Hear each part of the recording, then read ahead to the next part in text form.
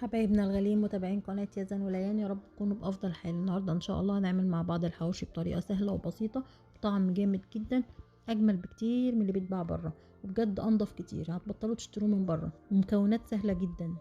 أنا هنا محضرة نص كيلو من اللحمة المفروم، عليهم كيس بهارات من مشكل الحواوشي، عليهم ليا، عليهم بصلاية كبيرة وقرنين فلفل، وقرن فلفل حامي لو حضراتكم حابين يكون سبايسي، وملح.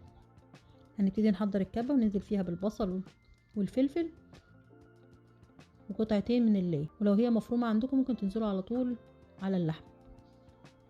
هنا الخليط بعد ما اتفرم كويس هننزل على اللحمة بالخليط،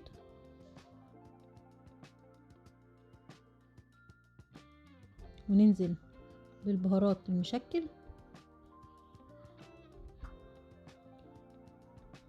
وهنضيف جزء صغير جدا من الملح، منحطلوش ملح كتير عشان الخلطة نفسها فيها ملح.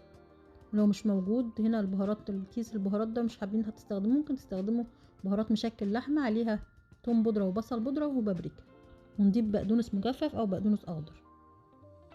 وهنا الخليط بعد ما اصبح جاهز نبتدي نقطع العيش. وهنا ما شاء الله الكمية ديت عملت لنا حوالي بتاع 8 ترغيفة، ما شاء الله مليانين لحمة. يعني ممكن تعمل مع حضراتكم كمية اكبر كمان لو حابين تقللوا اللحمة عن كده.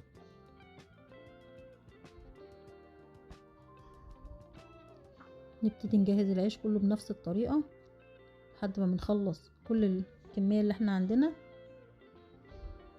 بنفس الطريقة اللي حضراتكم شايفين.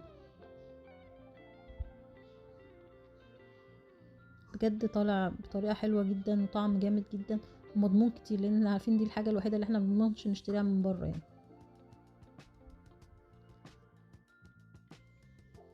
ياريت تجربوه بنفس الطريقة دي وان شاء الله يعجبكم جدا. وهنا بعد ما خلاص قربنا نخلص الكمية كلها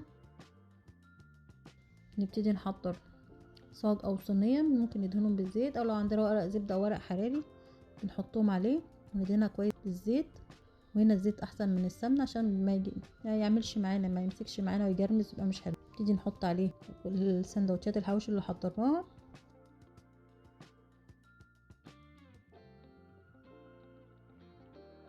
وندهنه كويس زي ما حضراتكم شايفين كده. نبتدي نحط عليه قطع اللية في قلبه او في الصينيه من تحت، بجد هتديلها طعم جامد جدا. نشغل عليه الفرن الاول من تحت، وبعد كده نشغل الشوايه، او ممكن الاتنين مع بعض. بجد اجمل، طعمه جامد جدا، اجمل بكتير متقدم في مطاعم كتير. يعني بجد طالع جامد جدا، ياريت تجربوه، وبألف هنا وصحة على قلبك.